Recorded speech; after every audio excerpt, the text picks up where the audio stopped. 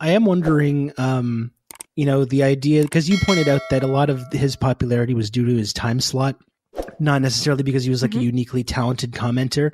I think he has some like ability, it's kind of a mix of both. Obviously this time slot's important, but he did have this kind of like affect that's become like popular to talk about and make fun of. People did tune into it.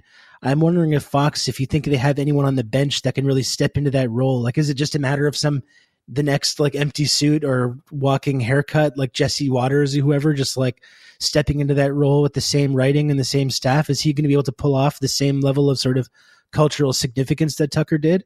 Or are they're going to be looking for someone else to bring in from the outside? Like, how do you think that's going to go?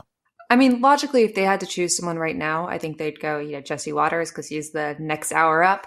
But I mean, Tucker is like, he accesses something in people's brains. There's no doubt about that. It's just that Fox is such an enormous media apparatus that in the long term, it's like the settlement that's going to hurt them for a bit, but they'll recover. Tucker doesn't have that. He needs their access. You know what I mean? But tonight, I mean, they're putting on Brian Kilmeade, which I was surprised. I thought they'd do Will Kane because he basically wants to be Tucker. They kind of like wean the viewers off of the Tucker teat, but instead they're putting in Kilmeade, and Kilmeade basically has like a dial tone in his brain instead of thoughts. So I'm very interested. One of the dumbest people working in media today. No, Brian Kilmeade hands down is one of the dumbest people. And I'm so curious. We got 21 minutes till I find out how they're addressing this.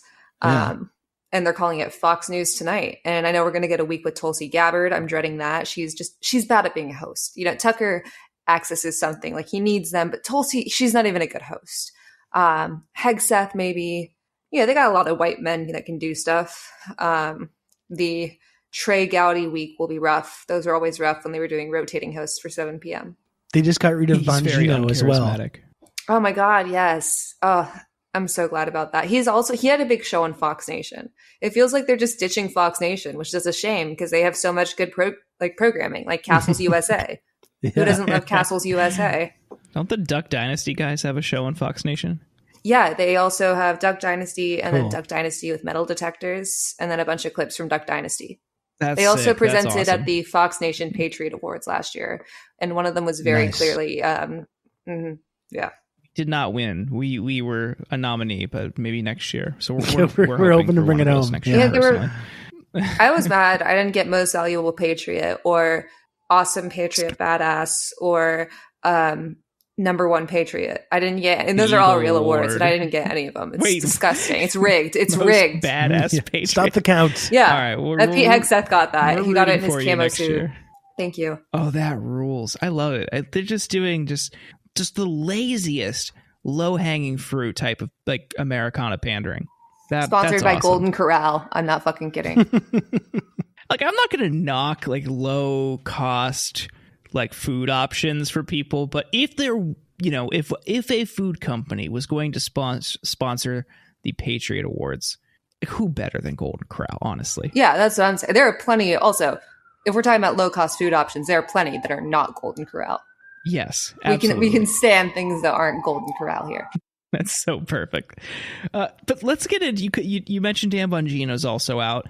There were rumors last week that Jeanine Pirro might be on the chopping block. Could you talk about these departures, these somewhat high-profile departures of, in Pirro's case especially, very long-time talent on the show who could potentially on the way out? What's causing all of this?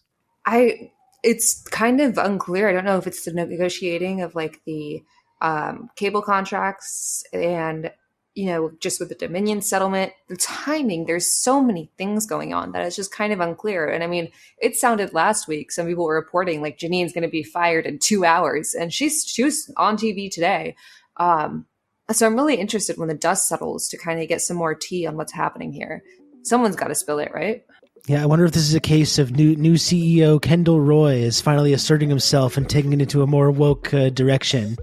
No, sorry. I know it's a Succession joke. I still haven't watched Succession. Okay, so I'm trying to pull off Succession jokes with two non-watchers. So no, I'm Not into I it. feel like Okay, it's well, traumatizing the listeners, enough. the listeners got it. Like, Okay, the listeners are laughing at home when they heard that. Sure they word, did. so. Sure they did, bud. Rolling Yeah. right now.